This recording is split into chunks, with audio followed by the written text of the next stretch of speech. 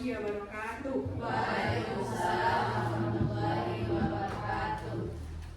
Bapak dan Ibu hadirin yang berbahagia, terima kasih atas waktu dan kesempatannya untuk dapat menghadiri diseminasi aksi nyata calon guru penggerak angkatan 9 Kabupaten Tanah Datar modul 1.4 mengenai budaya positif. Dalam budaya positif ini nanti kita akan membahas beberapa materi. Yang pertama kita mulai dari disiplin positif, kemudian kebijakan universal, kemudian nanti kita akan membahas mengenai motivasi, hukuman penghargaan dan restitusi, kemudian kita akan membahas mengenai keyakinan kelas dan sekolah, kemudian kita akan membahas nantinya mengenai 5 posisi kontrol seorang guru, kemudian yang terakhir kita akan membahas mengenai segitiga restitusi. Baik Bapak dan Ibu, kita mulai dulu dari teori kontrol yang disampaikan oleh Dr. William Glasser. Di sini ada teori miskonsepsi tentang teori kontrol. Yang pertama yaitu ilusi guru dapat mengontrol murid. Bisa kita ilusikan sebagai jika kita mengulurkan tangan, kemudian kita meminta teman kita untuk membukanya, kira-kira siapa yang mengontrol ini? Siapa yang mengontrol bisa tidaknya terbuka tangan kepala kita ini? Oke, diri kita sendiri. Begitu juga kontrol diri kita. Berarti yang dapat mengontrol diri kita ini hanyalah diri sendiri. Begitu juga pada peserta didik kita. Di sini kita sebagai seorang guru sebenarnya tidak bisa untuk mengontrol peserta didik. Kemudian yang kedua, ilusi bahwa semua penguatan positif efektif dan bermanfaat untuk merubah tingkah laku anak. Kita berikan dia penguatan yang positif, kita berikan dia motivasi-motivasi, itu belum tentu efektif untuk merubah karakter peserta didik kita. Kemudian, ilusi bahwa kita mengkritik seseorang dapat menguatkan karakternya. Kita berikan kritik. Kamu tidak boleh seperti ini, kamu harusnya seperti itu. Apakah mereka akan berubah? Belum tentu. Dan yang terakhir itu kita sebagai orang yang dewasa memiliki hak untuk memaksa. Ini sering sekali kita kerjakan di kelas-kelas kita, memaksakan kehendak kita. Kita ingin anak kita itu pintar, kita paksakan keinginan kita. Kamu harus pintar, kamu harus bisa matematika, kamu harus bisa begitu, kamu harus bisa segala macam. Apakah ini dapat nantinya membuat anak kita menjadi orang yang positif atau orang yang disiplin? Tentu belum tentu. Kita masuk lagi kepada apa itu disiplin. Kira-kira menurut Bapak Ibu apa itu disiplin? Peraturan. Oke, kita hubungkan dengan peraturan. Kalau peraturan nanti kita hubungkan dengan apa lagi? Dengan hukuman, mungkin sanksi, atau mungkin nanti konsekuensi yang akan diterima oleh anak kita atau kita pribadi. Baik Bapak dan Ibu, disiplin kebanyakan akan menghubungkan dengan tata tertib. Kemudian akan dihubungkan dengan teratur, dengan kepatuhan pada peraturan. Kata disiplin ini juga sering dihubungkan dengan hukuman. Contohnya saja anak tidak disiplin. Tadi kegiatan kita adalah upacara. Anak tidak memakai ikat pinggang. Kita pisahkan barisannya. Itu peraturan sekolah kita bahwa setiap hari Senin peraturannya adalah harus berpakaian lengkap. Kalau dia tidak lengkap maka dia akan mendapat hukuman. Hukuman yang teringan dimulai adalah dengan 1, pasti akan dimarahi dulu. Kenapa kamu tidak pakai ikat pinggang? Hari ini adalah hari Senin, kenapa tidak pakai ikat pinggang? Baris sana, pisahkan barisannya dengan teman-temannya. Kira-kira ini akan membentuk sikap disiplin atau tidak? Tidak. Oke. Baik Bapak dan Ibu. Disiplin ini juga dihubungkan dengan ketidaknyamanan. Contohnya ilustrasi seperti tadi. Apakah kalau anak kita tegur seperti itu, dia akan merasa nyaman? Dia akan merasa senang? Kira-kira selalu kita anak itu terus seperti itu kita treatment dia untuk supaya dia menjadi orang disiplin, apa yang akan timbul? Iya, benar. Dia akan marah, akan dendam, akan sakit hati, akan merasa bersalah. Ini yang nanti akan menutup hatinya untuk belajar atau untuk mengembangkan apa yang sudah baik dalam dirinya. Bapak dan Ibu, Bapak pendidikan kita Ki Hajar Dewantara menyatakan sungguh pun disiplin itu bersifat self-disiplin. Maksudnya disiplin itu adalah yang berasal dari dalam diri kita. Tujuan kita di kurikulum Merdeka ini adalah menuntun anak menjadi anak yang merdeka, anak yang mendapatkan kebahagiaan setinggi-tingginya. Bagaimana kita menciptakan orang yang merdeka? Kita mulai dengan cara menumbuhkan rasa disiplin dari dalam dirinya, bukan dari dorongan kita atau dorongan orang lain yang ada di sekitarnya. Kita harus menumbuhkan disiplin yang ada dalam dirinya. Baik Bapak dan Ibu, ini disiplin tadi. Untuk menciptakan murid yang merdeka dibutuhkan disiplin. Disiplin yang dimaksud adalah disiplin diri yang berasal dari motivasi internal. Artinya motivasi yang dibutuhkan adalah motivasi di dalam diri anak tersebut. Seseorang yang memiliki disiplin berarti mereka bisa bertanggung jawab terhadap apa yang dilakukan karena mereka mendasarkan tindakan mereka pada nilai-nilai kebajikan universal. Jadi anak yang bisa membuat disiplin itu berarti dia sudah memiliki tanggung jawab pada dirinya, bukan pada orang lain. Oke. Di sini ada tadi kata-kata nilai kebajikan universal. Apa itu nilai kebajikan? Nilai kebajikan adalah nilai-nilai mulia yang bersifat luas yang dimiliki oleh setiap pribadi manusia yang menjadi payung besar seseorang untuk memiliki budaya yang positif. Banyak sekali nilai-nilai kebajikan universal. Contohnya peduli, kejujuran, tanggung jawab, saling menghormati. Walaupun hanya dari satu kata, kita mulai dari saling menghormati. Apakah ini bisa dijabarkan secara luas? Tentu bisa kita jabarkan secara luas tindakan-tindakan yang menunjukkan sikap saling menghormati. Baik Bapak dan Ibu, kita masuk lagi kepada teori motivasi, hukuman dan penghargaan serta restitusi. Diana Gosen membagi 3 motivasi perilaku manusia. Ada 3 motivasi yang menyebabkan manusia melakukan sebuah tindakan. Yang pertama yaitu untuk menghindari ketidaknyamanan atau hukuman. Mereka melakukan tindakan atau sesuatu yang mereka lakukan itu karena mereka takut ini, karena mereka tidak nyaman atau mereka takut akan diberikan hukuman. Yang kedua, mereka melakukan sesuatu supaya agar mendapatkan penghargaan atau imbalan. Dan yang ketiga, yang motivasi dalam diri, kita melakukan sesuatu harusnya, hendaknya untuk menghargai diri sendiri dan nilai-nilai yang kita percaya.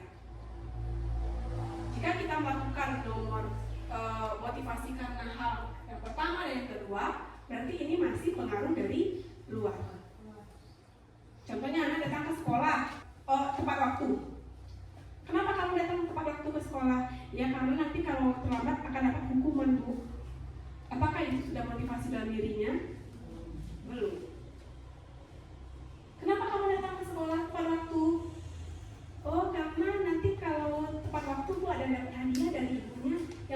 Yang sering hadir tepat waktu nanti dikumpulkan poinnya dapat hadiah, Bu. Itu masih berpengaruh oleh lingkungan luar. Tapi kalau dia datang tepat waktu, kenapa kamu selalu datang tepat waktu, Nak? Karena saya ingin menghargai diri saya, Bu. Karena keyakinan saya bahwa tepat waktu ini akan meningkatkan kualitas diri saya. Apakah kita sudah menemukan anak yang seperti ini, Bapak Ibu? Kita belum menemukan anak yang seperti ini. Mudah-mudahan nanti kita bisa menemukan anak-anak seperti ini dengan penerapan disiplin positif di sekolah. Bapak dan Ibu, mungkin memang bukan dalam waktu 1, 2, 3 tahun ya. Mungkin ini harus berlaku terus-menerus. Kita akan menuju kepada generasi emas 2045. 5. Bukan waktu yang sebentar untuk menumbuhkan budaya positif di sekolah. Kita lihat ibu-ibu, bapak-bapak, hukuman, penghargaan, dan restitusi. Di sini ada 3 tabel. Di sini ada hukuman, kemudian ada konsekuensi dan restitusi. Kita lihat hukuman ini akan membentuk identitas gagal seorang anak. Sedangkan konsekuensi dan restitusi ini akan membentuk identitas sukses pada seorang anak. Identitas sukses ini berbentuk disiplin. Kita lihat hukuman. Hukuman ini sesuatu yang menyakitkan harus terjadi. Contohnya kita marah-marah ke anak. Apakah itu menyakitkan ke anak? Iya. Kita hukum dia. Kenapa datang terlambat? Kamu tahu jam berapa? Sudah sana, lari keliling lapangan, dua keliling. Apakah itu ada korelasinya dengan dia terlambat? Tidak ada korelasinya dengan dia terlambat. Kemudian tidak nyaman untuk murid atau anak dalam jangka waktu yang panjang. Treatment seperti ini kita lakukan, otomatis dia akan marah kepada kita, akan merasa dirinya orang yang gagal. Kalau anak itu masih mentalnya kuat, masih bisa menerima. Tapi kalau mentalnya sudah tidak kuat, dia akan terjadilah anak-anak yang murung, anak-anak yang suka menyendiri, pendiam, dan tidak mau bergaul dengan teman-temannya. Kemudian korban mendapatkan keadilan, dan murid anak akan tersakiti. Ini akan membentuk identitas anak yang gagal. Tujuan kita pendidikan anak adalah untuk menuntunnya menjadi identitas yang sukses. Kita lihat di konsekuensi. Di konsekuensi, sesuatu harus terjadi. Tidak nyaman untuk murid dalam jangka waktu yang pendek. Kemudian korban bisa diabaikan, murid atau anak dibuat tidak nyaman. Oke, yang ketiga restitusi. Restitusi merupakan pilihan. Kemudian menguatkan untuk murid dan anak dalam jangka waktu panjang. Korban mendapatkan ganti, murid dan anak mendapatkan pengumuman. Baik Ibu, mungkin di sini ada kalimat yang baru, yaitu restitusi. Nanti kita akan bahas apa itu restitusi. Kemudian di identitas gagal yang hukuman tadi, dampak pada murid. Apa dampak pada murid? Kita bisa melihat anak akan marah, merasa bersalah, rendah diri, bahkan dia juga akan bisa mengasingkan dirinya. Kemudian tiba-tiba hukuman ini terjadi secara tiba-tiba. Apakah Bapak dan Ibu sebelum menghukum anak ada membuat kesepakatan? Contohnya dia terlambat. Ada nggak sebelum itu membuat kesepakatan kepada anak-anak? Tidak. Kebanyakan tidak. Langsung terjadi hukuman. Oh, kamu terlambat berdiri di depan kelas. Oh, kamu tidak berpakaian lengkap, berdiri di ujung.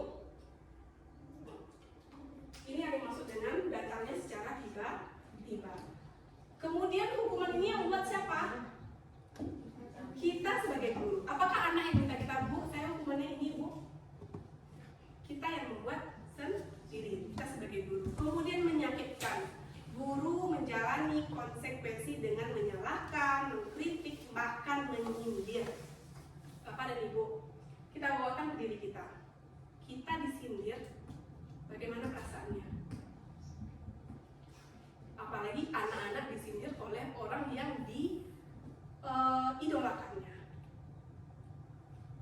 Kemudian kita masuk lagi kepada identitas yang sukses, konsekuensi dan restitusi. Di konsekuensi, anak ini akan kehilangan hak, waktu jeda seorang diri, dan penahanan. Kemudian sudah diketahui atau masuk akal. Kalau di konsekuensi, kita terlebih dahulu harus melakukan kesepakatan. Contoh, anak terlambat datang ke sekolah 10 menit. Kita sudah buat kesepakatan di kelas. Kalau kamu terlambat 10 menit, apa konsekuensi yang harus kamu lakukan? Atau dia merusak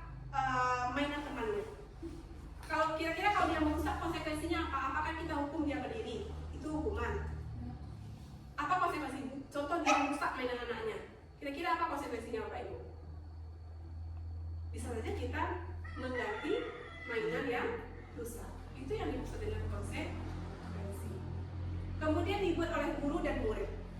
Kemudian membuat guru menyatakan peraturan, melakukan peringatan, dan menerapkan konsekuensi. Yang paling benar untuk identitas yang sukses ini adalah restitusi. Di sini murid anak tidak kehilangan waktu, namun bersemangat untuk memperbaiki diri, berupa undangan untuk mengadakan restitusi dibuat oleh murid. Kemudian guru menguatkan, menyambut keyakinan menyebutkan keyakinan kelas, membimbing kerangka acuan berpikir restitusi murid atau anak. Oke, Bapak dan Ibu, sebelum kita lanjut ke restitusi, kita masuk dulu ke dihukum oleh penghargaan. Di sini kira-kira siapa Bapak dan Ibu yang sering memberikan penghargaan kepada anak? Contoh, kalau dia bisa menyelesaikan soal ke depan, diberi permen. Ada yang seperti itu? Atau ada diberi sesuatu reward kepada anak? Tentu ada. Di sini ternyata Bapak Ibu, penghargaan yang diberikan dalam jangka waktu yang pendek ternyata tidak efektif untuk meningkatkan motivasi anak. Yang pertama, pengaruh jangka pendek dan jangka panjang. Jangka pendek mungkin memang kita lihat anak-anak itu bersemangat berlomba-lomba, tapi lama-kelamaan apakah mereka tidak bosan? Pasti mereka akan bosan. Kemudian penghargaan ini tidak efektif. Itu saja diberikan, itu saja. Ada kalanya anak ini bilang, oh hadiahnya itu sudah terlalu sering. Apakah kira-kira anaknya termotivasi lagi? Tidak. Penghargaan ini merusak hubungan. Contoh, dua orang anak melakukan yang biasa ke depan, itu saja yang diberikan hadiah. Kira-kira teman yang dapat hadiah gimana perasaannya kepada seorang guru? Apakah tidak cemburu? Apakah tidak marah? Pasti ada kata-kata. Udahlah, yang akan dapat pasti itu. Pasti nanti yang itu juga orangnya. Kemudian penghargaan mengurangi ketepatan. Kemudian penghargaan menurunkan kualitas, penghargaan mematikan kreativitas, penghargaan menghukum. Ini yang biasanya kita terjadi pada anak kita. Contoh, anak tersebut adalah dua orang bersaing, juara 1, juara 2. Apakah juara 2 itu tidak penghargaan? Penghargaan tidak kalau anak mendapatkan juara 2. Iya, tapi dia mau menjadi juara 1. Penghargaan ini akan menjadi hukuman bagi anak tersebut karena dia menginginkan juara 1, yang didapat adalah juara 2. Seperti itu. Kemudian motivasi dalam diri institusi. Tadi kita berbicara mengenai restitusi. Baik Bapak dan Ibu, restitusi adalah proses menciptakan kondisi bagi murid untuk memperbaiki kesalahan mereka sehingga mereka kembali kepada kelompok mereka dengan karakter yang lebih kuat.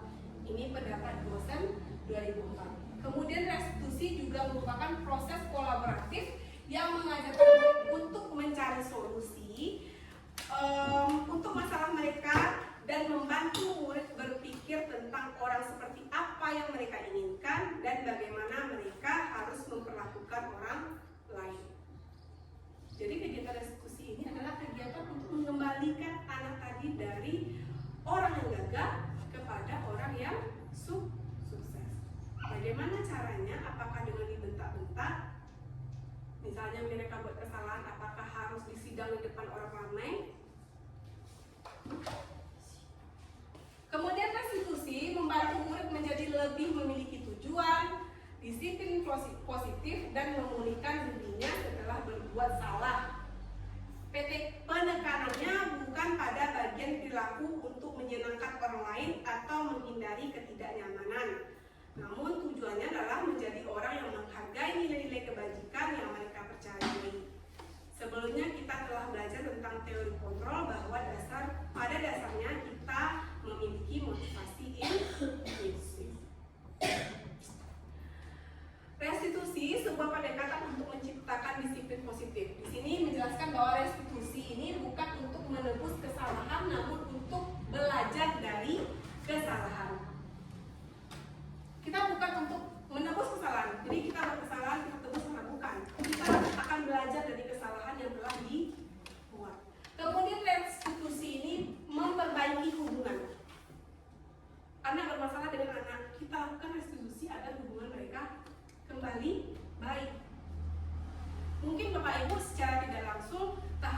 tahapan restitusi ini ada yang telah kita lakukan, namun kegiatannya mungkin belum maksimal.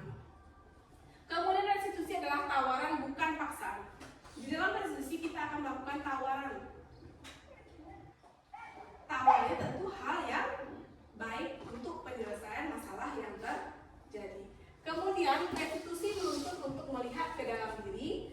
Restitusi mencari kebutuhan dasar yang mendasari tindakan. Kemudian restitusi diri adalah cara yang paling baik. Kemudian restitusi fokus pada karakter bukan tindakan. Kemudian restitusi ini menguatkan restitusi fokus pada solusi, dan restitusi mengembalikan murid yang berbuat salah kepada kelompoknya.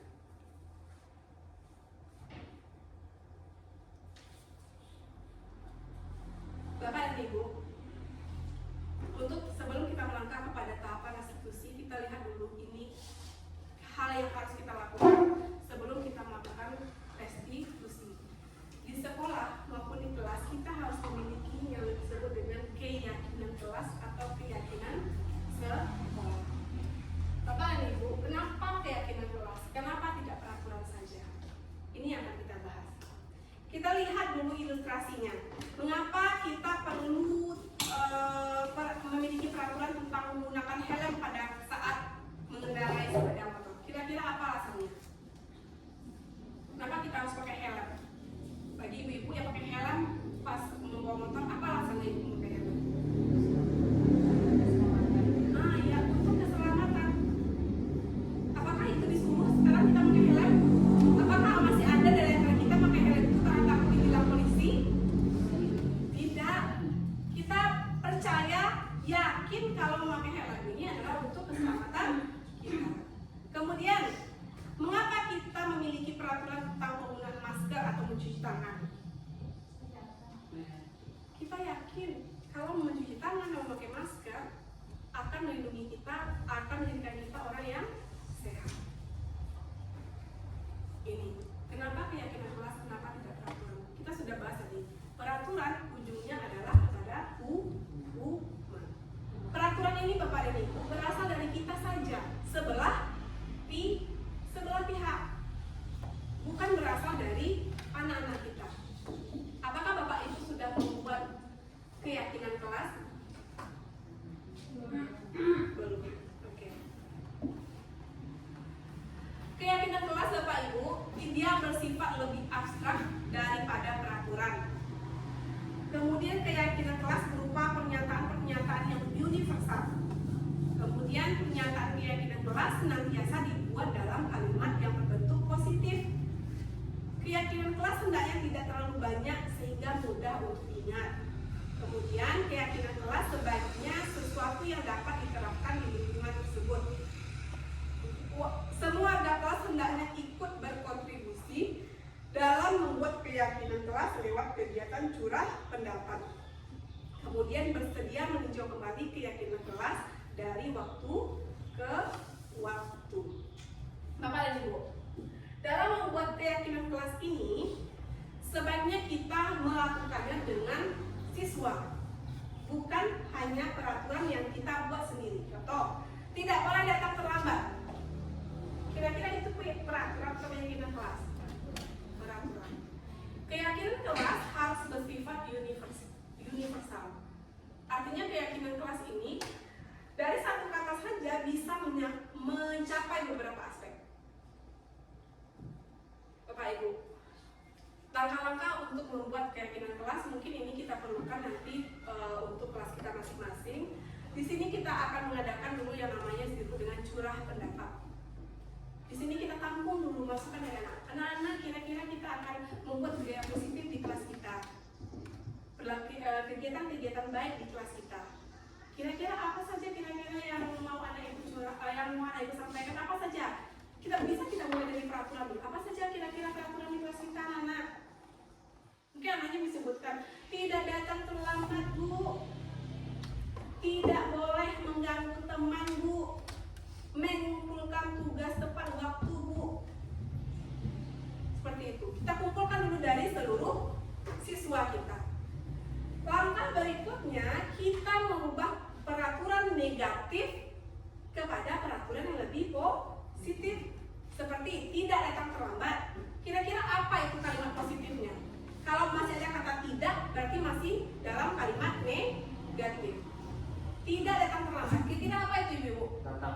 Datang tepat waktu. Kemudian tidak mengganggu teman. Kira-kira apa kalimat positifnya itu?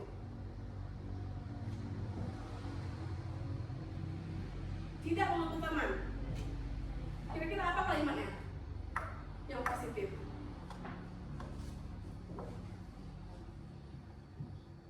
Berbuat baik dengan semua teman. Jadi langkah pertama kita mengadakan surat pendapat dengan siswa, kita mintakan dari siswa dulu. Kemudian kita ubahlah kalimat positif dan negatif menjadi kalimat yang lebih positif. Dari kalimat-kalimat positif ini kita bisa mengelompokkannya kepada kebajikan universal.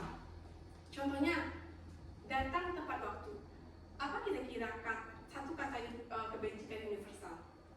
Disiplin. Kemudian berteman dengan siapa saja.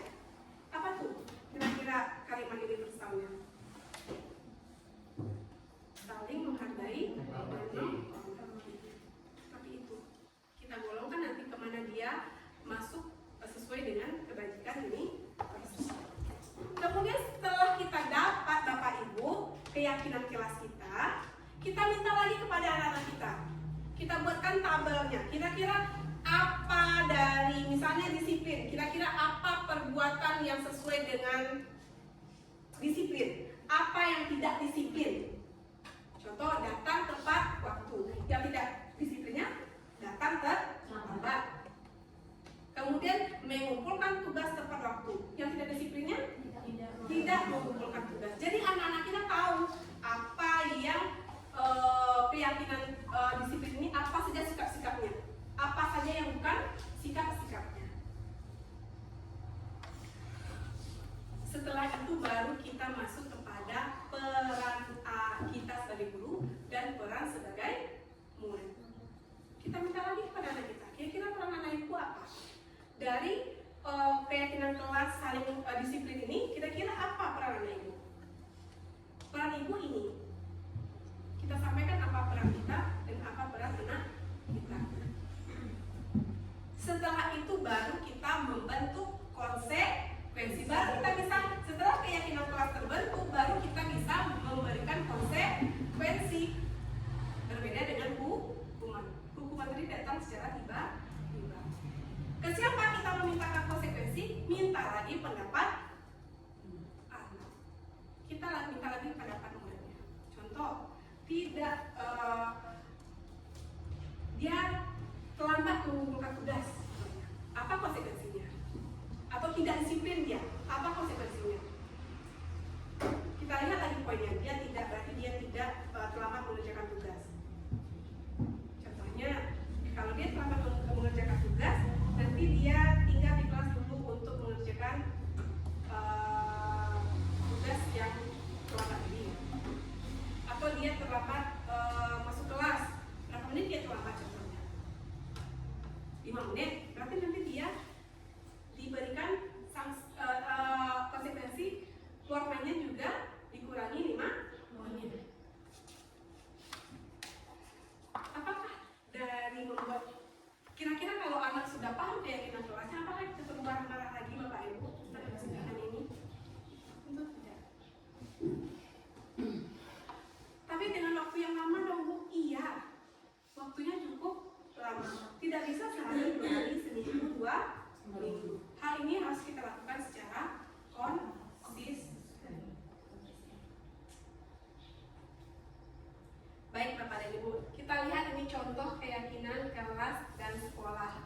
Di sini ada beberapa contoh keyakinan kelas yang ada di sekolah. Kita akan mengelompokkannya. Kira-kira Bapak Ibu dari penjelasan tadi, ini termasuk kepada keyakinan kelas atau tidak gitu.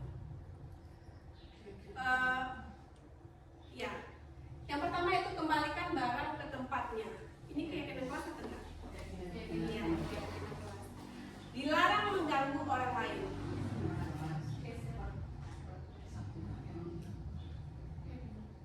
Dilarang?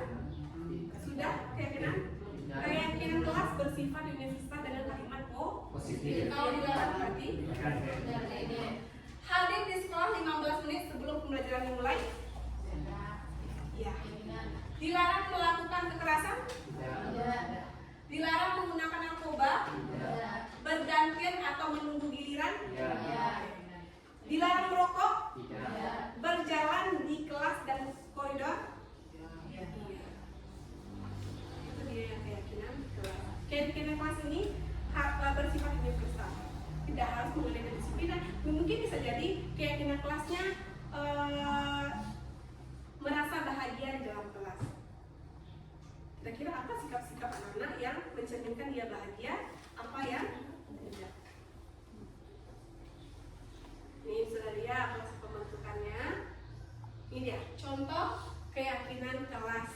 Yang pertama di kelas 1 dulu. Setiap anggota kelas perlu belajar. Contohnya, kemudian setiap anggota kelas perlu senang. Ini bersifat universal, kalimatnya universal. Senang itu dalam bentuk apa?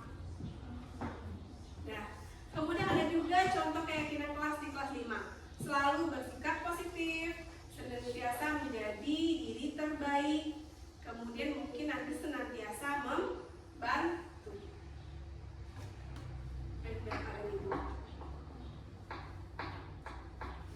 Ini dia tadi.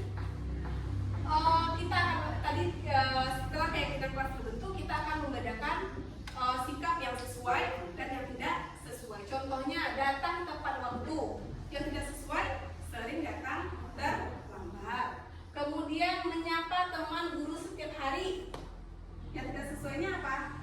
Acuh kepada teman dan guru. Kemudian lagi ada tekun bekerja dan menyimak guru. Kalimat yang tidak sesuainya tidak mendengarkan guru dan acuh tak acuh.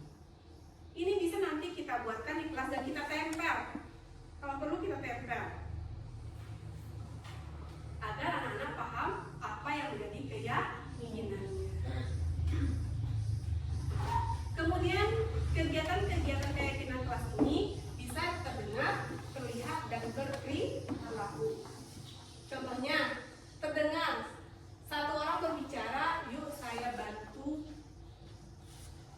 Nah, kemudian terlihatnya dari kata dia yuk saya bantu, anak terlihat berempati kepada orang lain. Perilakunya bagaimana? Tentu perilakunya akan jadi anak yang ramah. Seperti itu.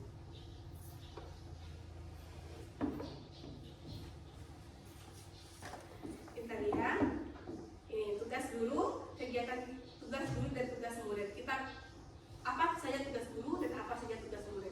Tugas kita tentu mengajar, mendidik, menjawab pertanyaan anak, kemudian memberi nilai, mengatur kelas dan lain sebagainya. Tugas murid apa?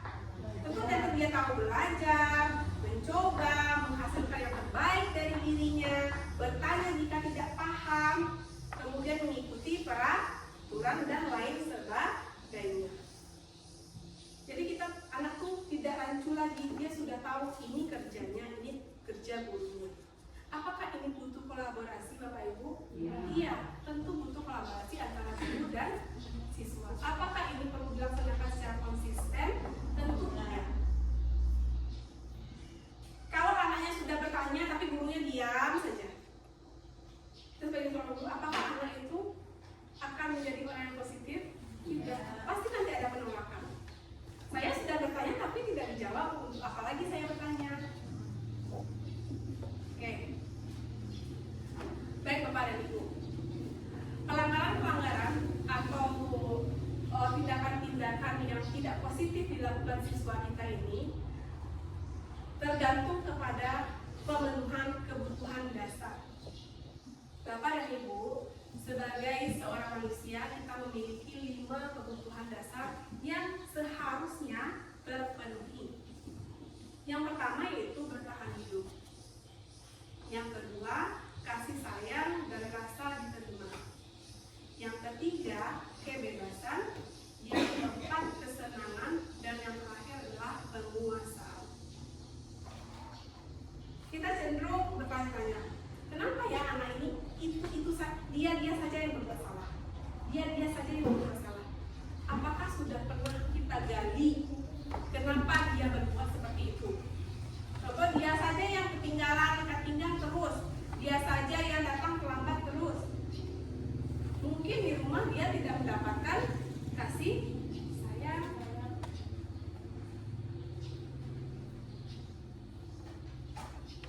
Kita lihat kebutuhan yang pertama, yaitu kebutuhan bertahan hidup. Kebutuhan bertahan hidup ini berhubungan dengan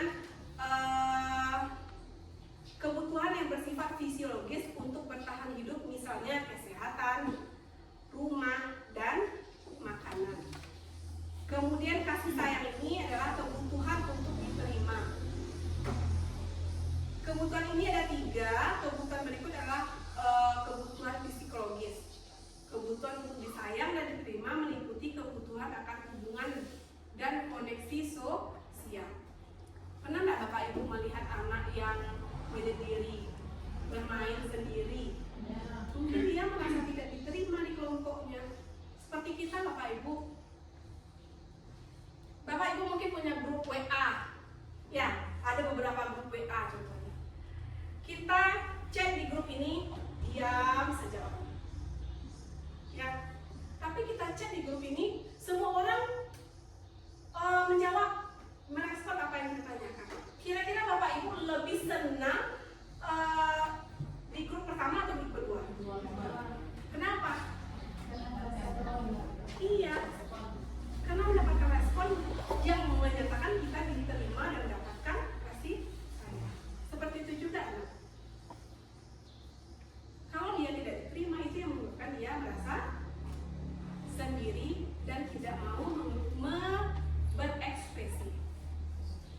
Yang ketiga yaitu penguasaan. Kebutuhan ini berhubungan dengan kekuatan untuk mencapai sesuatu, menjadi kompeten, menjadi terampil, diakui atas prestasi dan keterampilan kita. Kemudian kebebasan.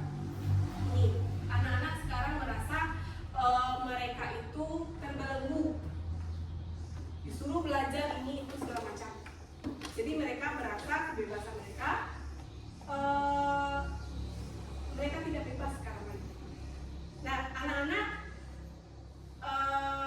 kebutuhan bebasnya sangat tinggi, menginginkan pilihan. Mereka seharusnya harus diberi pilihan, tidak harus kita dikte.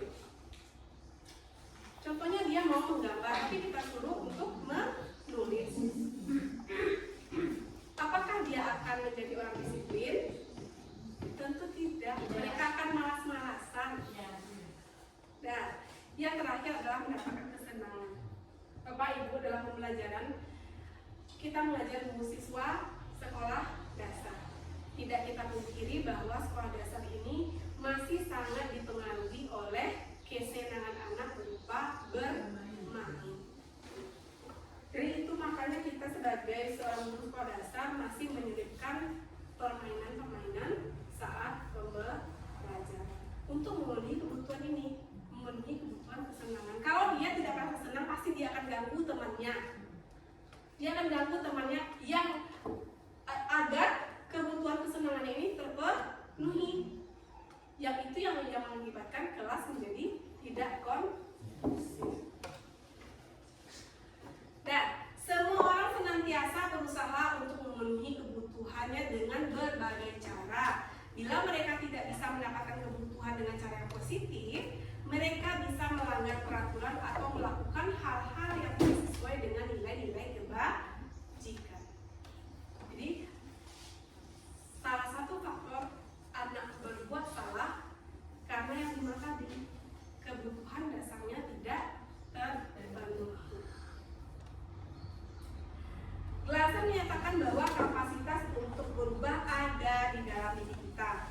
Jika kita dapat mengidentifikasi kebutuhan apa yang mendorong perilaku kita, maka perubahan perilaku positif dapat dimulai dengan mencari solusi untuk memenuhi kebutuhan tertentu dengan cara yang positif.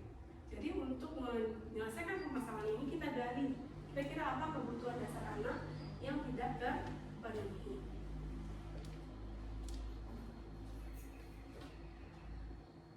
Baik Bapak dan Ibu, untuk menyelesaikan permasalahan, untuk anak tadi masalah anak muncul karena tadi apa Bu? Bapak, kenapa mereka membuat kesalahan? Karena tidak terpenuhinya kebutuhan dasar. Oke, jika anak berbuat kesalahan, kita akan melakukan 5 posisi kontrol ini. Nah, yang paling atas itu posisi kontrol sebagai seorang penghukum. Jujur Bapak Ibu,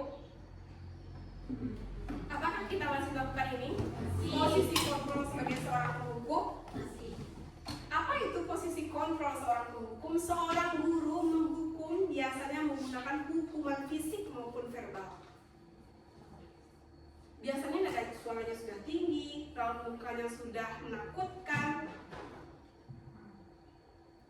Itu yang disebut dengan posisi kontrol sebagai penghukum. Kenapa kamu yang terlambat? Ada cerita, balik sana. Itu adalah posisi kontrol sebagai seorang penghukum. Yang kedua, membuat orang merasa bersalah. Di sini biasanya guru akan bersuara lebih lembut, tetapi dari perkataan yang lembut itu akan merusak pikiran anak. Contohnya, kamu kenapa datang terlambat? Kamu tidak kasihan dengan orang tuamu? Mereka sudah capek-capek bekerja, tapi kamu datang terlambat. Akan dibilang seperti apa kamu nak? Apakah kita pernah melakukan hal ini, Bapak Ibu? Pernah. Kira-kira kalau anak diginikan, seperti ini kita berbicara, dia memang lembut. Apakah tidak membuatnya menjadi orang gagal? Apakah tidak membuatnya menjadi orang yang bersalah? Ya. Orang yang terus merasa bersalah, apakah mampu mengembangkan kemampuannya? Tentu tidak.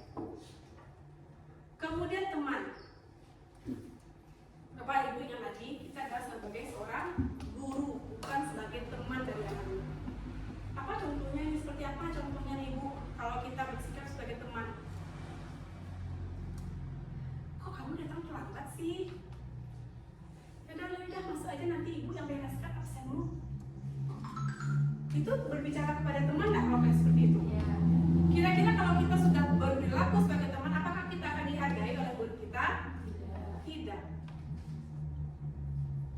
Di sini guru pada posisi ini tidak akan menyakiti murid, namun akan tetap berupaya mengontrol murid melalui persuasi. Kalimatnya kalimat mengajar. Bapak jangan seperti itu lagi ya. Kamu tidak kasihan sama ibu, nanti ibu yang kena marah sama bapak kepala sekolah. Nah, kemudian yang keempat adalah sebagai pemantau.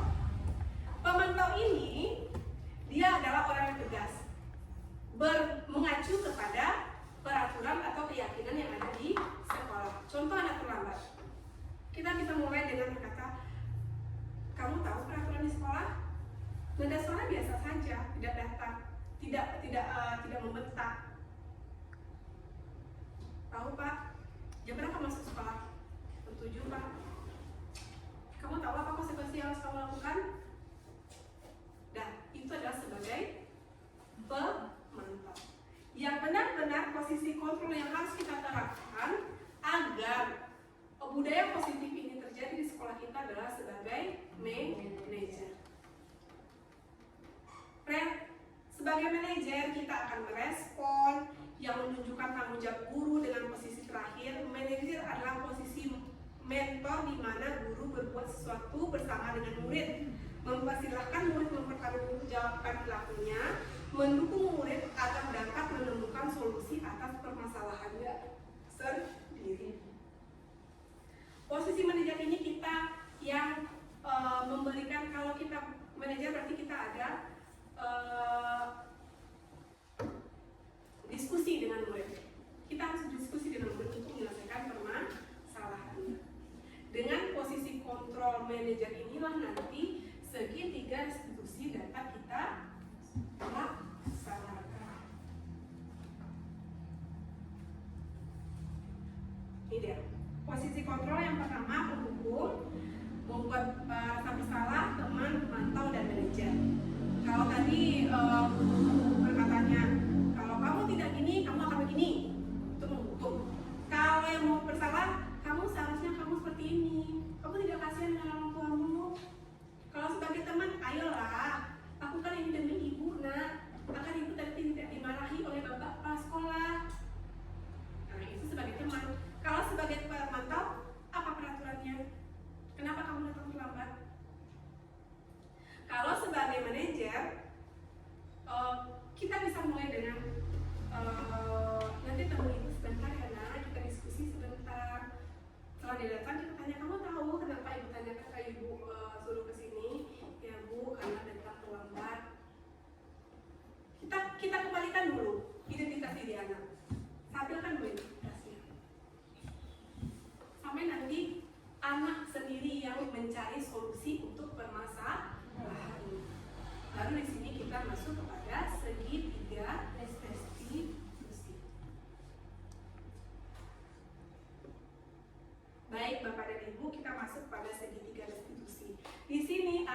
3 tahapan dalam segitiga restitusi. Yang pertama, menstabilkan identitas anak.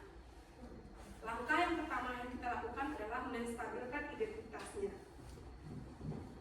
Bagaimana caranya? Kita bisa panggil, kita ajak berbicara. Apakah restitusi ini dilakukan di depan banyak orang?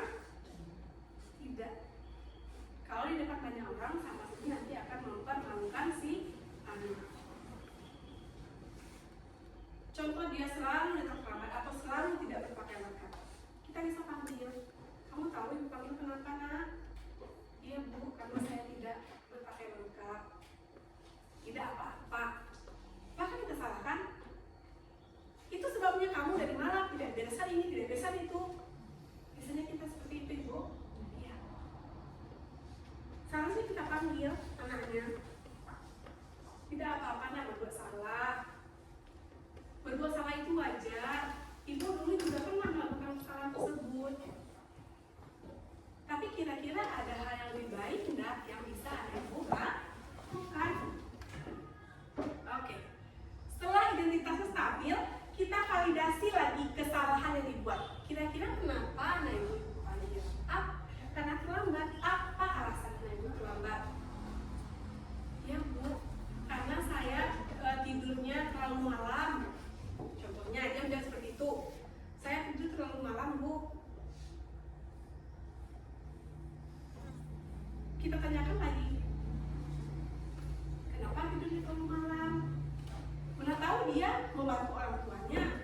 Sudah dia capek di rumah, di sekolah kena marah lagi. Kan seperti itu. Dia karena membantu orang tua bu. Kita cari di sini solusinya. Kira-kira ada enggak solusi dari anak ibu apa yang harus dilakukan agar tidurnya tidak terlalu malam? Kita minta pendapatnya. Oh nggak ada bu, jawabannya. Bisa kita masukkan apa pendapat kita. Bisa nggak anak ibu mengerjakan tugasnya lebih sebelum jam sekian? Bisa nggak anak ibu meminta kepada orang tuanya mengurangi beban kerjanya di rumah? Oh iya bu, bisa bu, nanti saya diskusikan bersama orang tua. Tanya lagi, kayaknya dari kesalahan anak ibu, keyakinan kelas mana yang kamu langgar tadi nak? Pertanyakan keyakinannya lagi. Itu sudah masuk pada tahap menanyakan keyakinan. Oh keyakinannya seperti ini bu. Oh saya tidak disiplin bu. Oke. Berarti untuk besok apa yang perlu kamu perbaiki? Saya akan datang tepat waktu lagi bu. Apakah nanti akan kita hukuman? Tidak, kita hanya sampai di sana. Baik anak ibu, terima kasih atas pemecahan masalah dari anak ibu. Bisa dipertanggungjawabkan anak ibu? Bisa bu. Ini harus kita pantau terus. Besok dia terlambat lagi, kita berikan lagi restitusi. Terlambat lagi berikan restitusi. Saya yakin tidak akan bisa dalam sekali restitusi. Ya Pak Ibu. Di sini menstabilkan identitas adalah tugas fungsinya untuk mengubah identitas anak dari orang gagal menjadi orang yang sukses. Apa saja kalimat-kalimat yang mungkin kita ucapkan pada menstabilkan identitas ini? Yang pertama, berbuat salah itu tidak apa-apa. Benar nggak Bapak Ibu? Apakah wajar kita berbuat salah? Iya, wajar. Kemudian tidak ada manusia yang sempurna. Bisa kita ucapkan dalam kegiatan menstabilkan identitas. Kemudian saya juga pernah melakukan kesalahan seperti itu. Kita bisa menyelesaikan ini. Kalau dia bertengkar dengan temannya, di sini kita bisa ucapkan ibu tidak mencari siapa yang salah. Tapi kebiasaan kita kan siapa yang salah? Kalau anak bertengkar siapa yang salah? Siapa yang duluan? Seperti itu kan? Nanti terjadi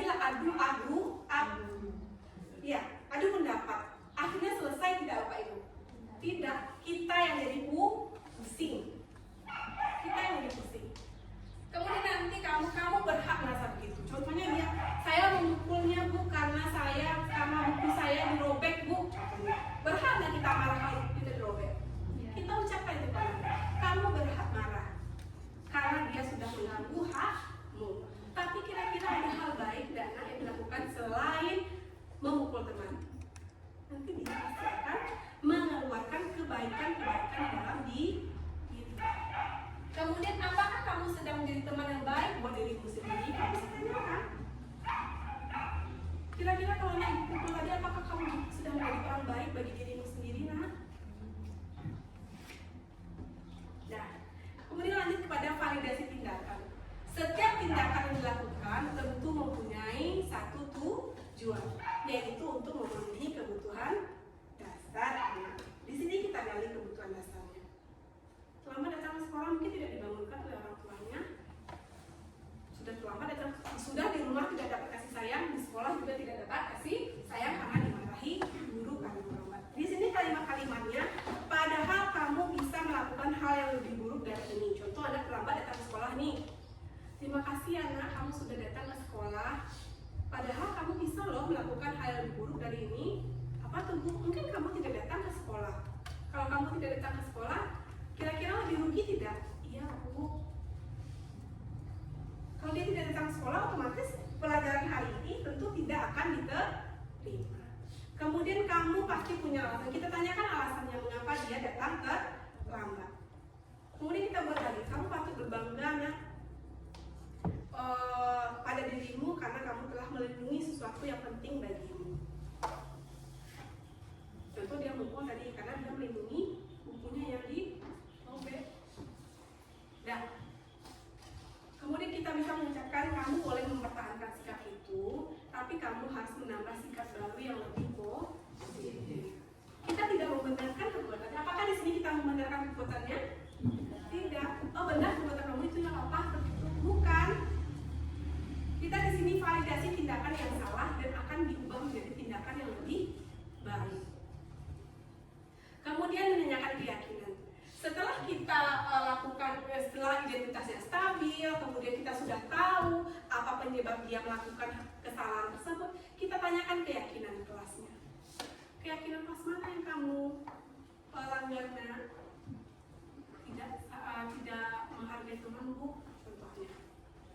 Kemudian apa yang kita percaya bagi sebagai satu kelas nak? Kemudian apa yang kita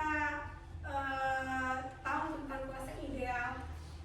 Kamu ingin menjadi orang seperti apa? Bisa di sini kita tanyakan untuk menanyakan keyakinan. Saya ingin menjadi orang yang menghargai orang lain.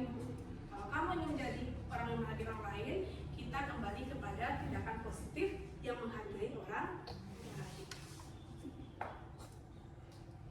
Baiklah Pak dan Ibu. Di sini penting untuk menanyakan ke anak hidup seperti apa yang nanti diinginkannya. Atau mungkin ada anak nanti yang nyeleneh. Oh Bu, saya ingin jadi preman Bu. Contohnya menjawab seperti itu. Kita bisa menanyakan lagi, kira-kira anak ibu apa yang baik bagi anak ibu menjadi seorang preman? Kita tanyakan lagi keyakinannya. Oh, disegani semua orang sebelum melalui macam, bisa kita gali lagi agar kebajikan atau nilai-nilai kebaikan di dirinya ini muncul. Baik Bapak dan Ibu, itulah tadi penyampaian mengenai budaya positif di sekolah. Baik Bapak Ibu, mungkin ada yang bertanya, silakan. Ya Ibu, silakan. Baik, Bu, terima kasih atas waktunya.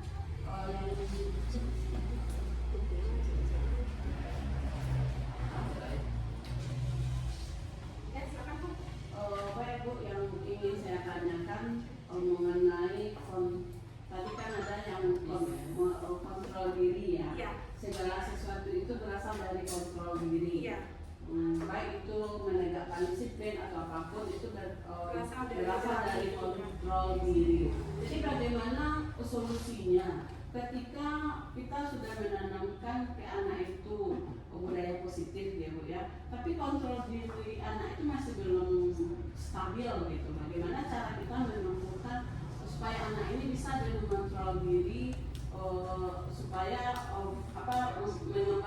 bisa mengembangkan budaya positif yang kita harapkan. Oke, seperti itu. Baik Ibu. Kontrol diri ini kan berasal dari dalam dirinya yang terjadi akibat kebiasaan. Otomatis yang harus kita lakukan adalah melakukan pembiasaan-pembiasaan yang mungkin nanti dapat memunculkan atau menstabilkan kontrol diri seorang anak. Melakukan pembiasaan-pembiasaan. Salah satunya pembiasaan tadi yaitu keyakinan di kelas. Kata kunci dari suksesnya budaya positif di sekolah ini adalah konsisten. Jika kita konsisten dalam melakukan pembiasaan-pembiasaan yang dapat menumbuhkan kontrol diri seorang anak ini, otomatis kontrol dirinya juga akan stabil. Ibu, mungkin kita berpikirnya apakah bisa kita melakukan ini di sekolah dasar. Bapak Ibu, kita memang mengharapkan yang terbaik bagi anak kita. Tapi ingat, kita juga menggunakan batas kemampuan. Kita bukan seorang peri atau robot yang bisa memfasilitasi semua anak kita. Tapi dengan pembiasaan yang konsisten yang kita lakukan, setidaknya, kalau tidak banyak, tentu kita harapkan sedikit demi sedikit, setidaknya kontrol dirinya akan muncul seperti itu. Baik, masih ada pertanyaan dari teman-teman yang lain? Ya, silakan Ibu. Bu, apakah institusi ini bisa kita lakukan visit atau permasalahan seperti tersebut? Baik, terima kasih Bu Ulan.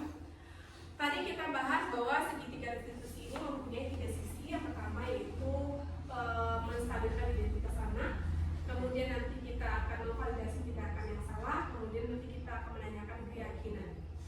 Oke Bu, segitiga restitusi ini bisa kita lakukan di semua permasalahan jika kita sudah membuat keyakinan kelas. Oke, jadi kuncinya yaitu membuat keyakinan kelas terlebih dahulu. Kemudian kita memiliki kontrol seorang guru sebagai manajer. Kita tidak akan bisa melakukan segitiga restitusi ini dengan kontrol sebagai penghukum. Tidak akan bisa. Karena segitiga restitusi ini kelihatannya lebih dari hati ke hati, menjalin hubungan hati dengan peserta didik. Seperti itu. Jadi segitiga restitusi ini bisa kita lakukan di semua permasalahan yang dihadapi oleh siswa.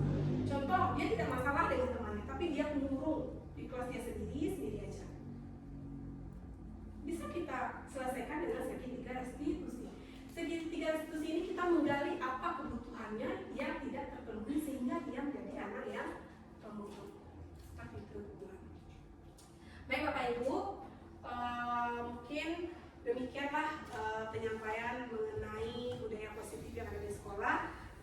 Mohon maaf atas kesalahan yang dibuat. Saya sebagai pemateri mohon mengucapkan terima kasih atas kehadirannya.